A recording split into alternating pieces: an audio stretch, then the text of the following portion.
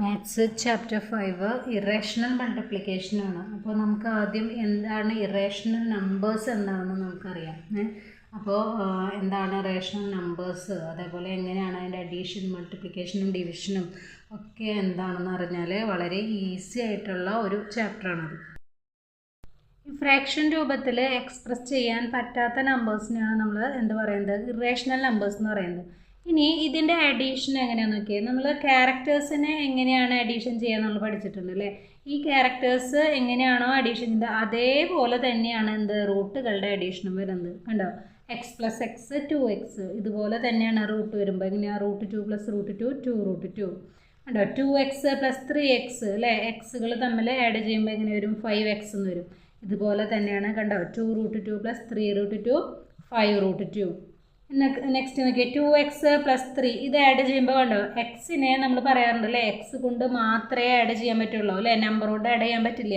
അപ്പം നമ്മളെങ്ങനെയാണ് ആൻസറും എഴുതുന്നത്, എങ്ങനെയാണ് 2x പ്ലസ് 3 എന്ന് തന്നെ എഴുതാൻ പറ്റുള്ളൂ.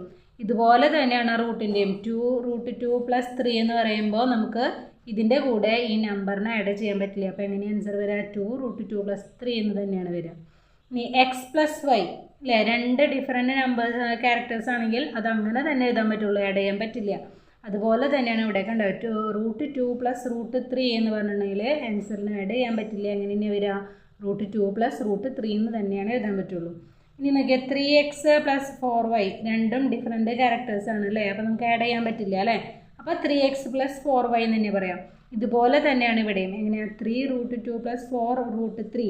കണ്ടോ, ഇവിടെ റൂട്ട് 2ഉം റൂട്ട് 3 ആണ്, അപ്പോൾ ആഡ് ചെയ്യാൻ പറ്റില്ല. അതുകൊണ്ട് അതേപോലെ തന്നെ 3 റൂട്ട് 2 പ്ലസ് 4 റൂട്ട് 3 എന്ന് തന്നെയാണ് ആൻസറായിട്ട് എഴുതാൻ പറ്റുള്ളൂ. Next 2x plus 3x plus 4y. ഇവിടെ നോക്കിയാൽ ഇവിടെ ഇത് രണ്ടും എക്സിൻ്റെ വാല്യൂസ് ആണ് അല്ലേ, അപ്പോൾ നമുക്ക് ഇത് ആഡ് ചെയ്യാൻ പറ്റും. 2x പ്ലസ് 3x 5x എന്ന് ആഡ് ചെയ്യാം, പ്ലസ് 4y. ഇതുപോലെ തന്നെയാണ് ഇവിടെയും. കണ്ടോ, 2 root 2 plus 3 root 2 plus 4 root 3. അപ്പോൾ നമുക്ക് ഈ റൂട്ട് 2 വരുന്നത് രണ്ട് വാല്യൂസ് ആഡ് ചെയ്യുമ്പോൾ 5 റൂട്ട് 2 പ്ലസ് 4 റൂട്ട് 3 എന്ന് ആൻസർ കിട്ടും. മൾട്ടിപ്ലിക്കേഷൻ എങ്ങനെയാണ് വരണമെന്ന് അല്ലേ, മൾട്ടിപ്ലിക്കേഷൻ നമ്മൾ ക്യാരക്ടേഴ്സ് ചെയ്യുമ്പോൾ നമുക്കറിയാം എങ്ങനെയാണ് നമുക്ക് മൾട്ടിപ്ലൈ ചെയ്യാൻ പറ്റൂല്ലേ ഏത് നമ്പേഴ്സ് തമ്മിലും.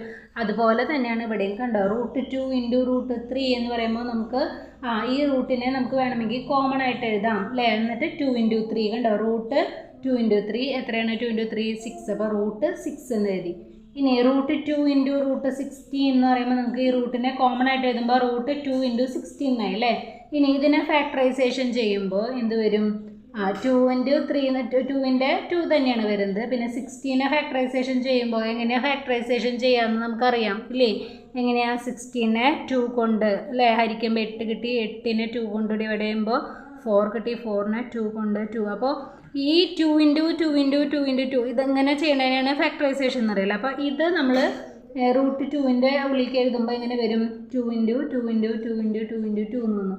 ഇനി ഇതിൽ നിന്ന് എങ്ങനെയാണ് നമുക്ക് വാല്യൂ എടുക്കുക, നമ്മൾ ഗ്രൂപ്പ് ചെയ്യണം. അതായത് രണ്ടെണ്ണം വെച്ച് ഗ്രൂപ്പ് ചെയ്യുക. അപ്പോൾ ഇവിടെ 2 2 ഉണ്ടെങ്കിൽ അതിൽ നിന്നും ഒരു 2 പുറത്തേക്ക് എടുക്കാം. ഇനി ഇവിടെ 2 2 ഉണ്ട്, അപ്പോൾ ഇതിൽ നിന്നും ഒരു 2 പുറത്തേക്ക് എടുത്തു. കണ്ടോ, ഇനി ഇവിടെ ഈ ഒരു 2 നമുക്ക് ഗ്രൂപ്പ് ചെയ്യാനില്ല. അപ്പോൾ അത് നമുക്ക് എങ്ങനെ എഴുതണം, റൂട്ട് 2 എന്ന് തന്നെയാണ് എഴുതാൻ പറ്റുള്ളൂ. കണ്ടോ, അപ്പോൾ ഇവിടെ നിന്ന് ഒരു 2 ഇൻറ്റു 2 കണ്ടോ, 2 ഇൻറ്റു 2 4 കിട്ടി, റൂട്ട് 2 4 റൂട്ട് 2 എന്നാണ് അപ്പോൾ ആൻസർ വരുന്നത്. ഓക്കെ, നെക്സ്റ്റ് നോക്കിയാൽ റൂട്ട് 12 ഇൻറ്റു റൂട്ട് 64 എന്ന് പറയുമ്പോൾ ഇതിന് നമുക്ക് കോമൺ ആയിട്ട് റൂട്ട് വരയ്ക്കാം അല്ലേ, റൂട്ട് 12 ഇൻറ്റു 64. ഇനി ഈ നമ്പേഴ്സിനെ ഫാക്ടറൈസേഷൻ ചെയ്യുക. 12നെ ഫാക്ടറൈസേഷൻ ചെയ്യുമ്പോൾ നമുക്ക് എന്ത് കിട്ടും, 2 ഇൻറ്റു 3 എന്ന് കിട്ടി. ഇനി 64നെ ഫാക്ടറൈസേഷൻ ചെയ്യുമ്പോൾ നമുക്ക് എന്ത് കിട്ടും, 2 into 2 into 2 into 2 into 2 into 2 എന്ന് കിട്ടി. ഇനി ഇതിനെ നമ്മൾ എന്ത് ചെയ്യണം, ഗ്രൂപ്പ് ചെയ്തിട്ട് ഓരോന്നിനെ പുറത്തേക്ക് എടുക്കണം. കണ്ടോ, അപ്പോൾ ഇവിടെ ഈ 2 ഉണ്ട്, അപ്പോൾ അതിൽ നിന്ന് 1 എടുത്തു. ഇനി ഇവിടെ നിന്ന് 2 ഗ്രൂപ്പ് ചെയ്തപ്പോൾ ഇവിടെ നിന്ന് 1 എടുത്തി, ഇവിടെ നിന്നും ഗ്രൂപ്പ് ചെയ്തപ്പോൾ ഇവിടെ നിന്ന് 1 കിട്ടി, ഇവിടെ നിന്ന് ഗ്രൂപ്പ് ചെയ്തപ്പോൾ ഇവിടെയും 1 കിട്ടി. ഇനി ഈ 3 നമുക്ക് ഗ്രൂപ്പില്ല, അപ്പോൾ അതിനെ റൂട്ട് 3യുടെ ഉള്ളിൽ തന്നെ ഇട്ടു. ഓക്കെ, ഇനി ഇത് മൾട്ടിപ്ലൈ ചെയ്യുമ്പോൾ എത്ര കിട്ടും, 2 ഇൻറ്റു 2 ഇൻറ്റു 2 ഇൻറ്റു 2 16 റൂട്ട് 3 എന്ന് കിട്ടി. ഓക്കെ, നെക്സ്റ്റ് നോക്കിയാൽ റൂട്ട് 4 ഇൻറ്റു റൂട്ട് 25. അപ്പോൾ ഇത് മൾട്ടിപ്ലൈ ചെയ്യുമ്പോൾ റൂട്ട് നമ്മൾ കോമൺ ആയിട്ട് ഇടാം അല്ലേ. ഇനി 4 ഇൻറ്റു 25നെ നമ്മൾ എന്ത് ചെയ്യണം, ഫാക്ടറൈസേഷൻ ചെയ്യണം. 4നെ ഫാക്ടറൈസേഷൻ ചെയ്യുമ്പോൾ നമുക്ക് എന്ത് കിട്ടും, 2 ഇൻറ്റു 2 എന്ന് കിട്ടി. 25നെ ഫാക്ടറൈസേഷൻ ചെയ്യുമ്പോൾ 5 ഇൻറ്റു 5 എന്ന് കിട്ടി. ഇനി ഗ്രൂപ്പ് ചെയ്യാം അല്ലേ. 2 ഇൻറ്റു 2 ഇതിൽ നിന്ന് നമ്മൾ ഒരു 2 പുറത്തേക്ക് വരും അല്ലേ, റൂട്ടിൻ്റെ പുറത്തേക്ക് 1 വരും. അപ്പോൾ 2 കിട്ടി. ദെൻ 5 ഇൻറ്റു 5 എന്ന് പറയുമ്പോൾ ഇതിൽ നിന്നും 1 പുറത്തേക്ക് വരും. അപ്പോൾ 2 ഇൻറ്റു 5 10 എന്ന് കിട്ടി. ഇനി നെക്സ്റ്റ് നോക്കിയാൽ റൂട്ട് 2 ഇൻറ്റു റൂട്ട് 2 അല്ലേ. റൂട്ട് 2 ഇൻറ്റു റൂട്ട് 2 എന്ന് പറയുമ്പോൾ കോമൺ ആയിട്ട് റൂട്ട് വരും. 2 ഇൻറ്റു 2 എന്ന് വന്നു. അപ്പോൾ 2 ഇൻറ്റു 2 എന്ന് പറയുമ്പോൾ നമ്മൾ എന്ത് ചെയ്യുക, ഗ്രൂപ്പ് ചെയ്യുമ്പോൾ ഈ രണ്ടെണ്ണത്തിൽ നിന്നും ഒരെണ്ണം പുറത്തേക്ക് വരും അല്ലേ. അപ്പോൾ അതിൻ്റെ ആൻസർ എന്ത് വരും, 2 എന്ന് വരും. ഓക്കെ, അപ്പോൾ റൂട്ട് 2 ഇൻറ്റു റൂട്ട് 2 എന്ന് പറഞ്ഞാൽ എന്താണ്, നാച്ചുറൽ നമ്പർ 2 ആണ് നമുക്ക് ആൻസർ കിട്ടുന്നത്. ഡിവിഷൻ എങ്ങനെയാണെന്ന് നമുക്ക് നോക്കാം.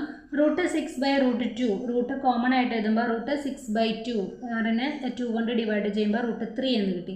ഇനി റൂട്ട് 6/√3 എന്ന് പറയുമ്പോൾ റൂട്ട് കോമൺ ആയിട്ട് എഴുതിയിട്ട് 6/3 ഡിവൈഡ് ചെയ്യുമ്പോൾ നമുക്ക് 2 കിട്ടും. അപ്പോൾ റൂട്ട് 2 എന്ന് കിട്ടി. ഇനി റൂട്ട് 1/√2 എന്ന് പറയുമ്പോൾ 1ൻ്റെ റൂട്ട് എത്രയാണ്, 1 തന്നെയാണ് അല്ലേ. റൂട്ട് 2ന് റൂട്ട് ഉണ്ടോ, ഇല്ല. അപ്പോൾ റൂട്ട് 2 എന്ന് തന്നെ എഴുതി. അപ്പോൾ 1/√2 എന്ന് കിട്ടി. നെക്സ്റ്റ് നോക്കാം കേട്ടോ. റൂട്ട് 2/√4 എന്ന് പറയുമ്പോൾ കോമൺ ആയിട്ട് എഴുതുമ്പോൾ റൂട്ട് 2/4 എന്ന് കിട്ടും അല്ലേ.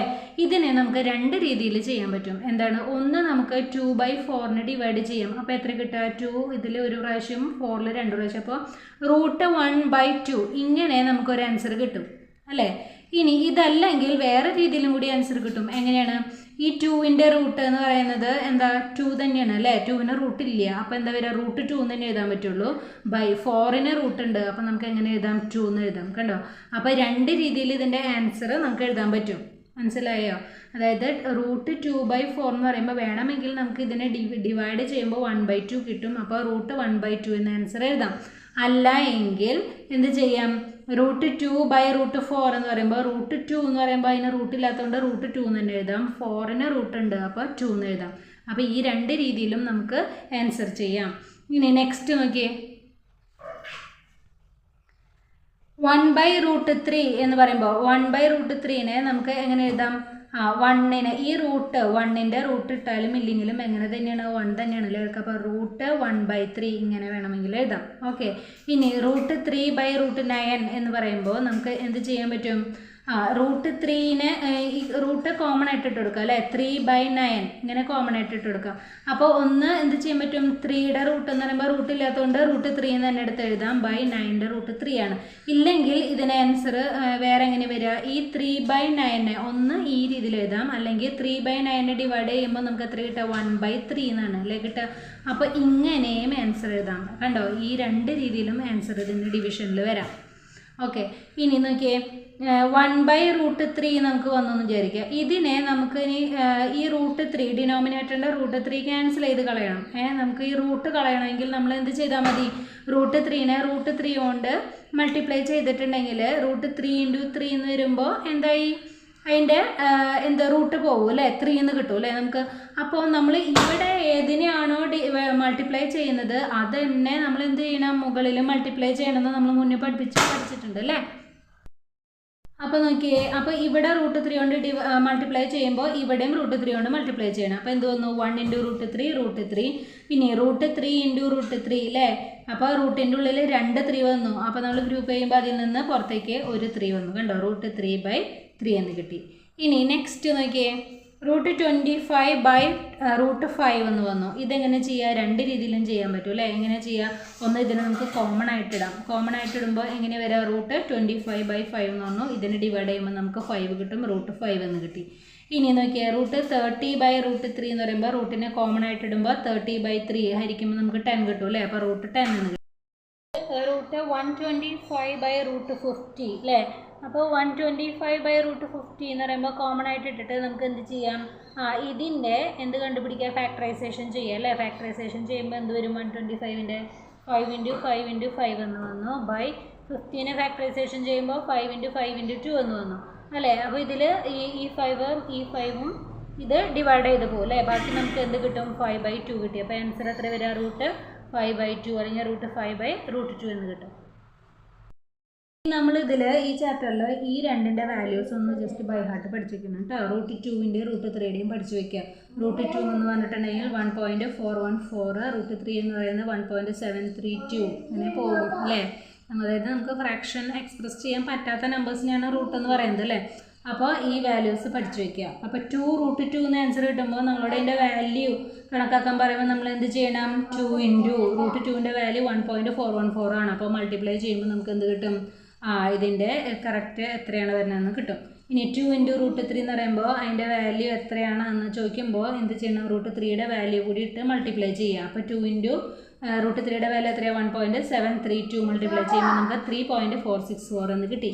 ഉണ്ടോ? അതുപോലെ √2 × √3 എന്ന് പറയുമ്പോൾ √2ൻ്റെ വാല്യൂ എത്രയാണ്? 1.414 × 1.732 √3യുടെ വാല്യൂ. ഇത് മൾട്ടിപ്ലൈ ചെയ്യുമ്പോൾ നമുക്ക് എന്ത് കിട്ടും? ഇതിൻ്റെ വാല്യൂ കിട്ടും.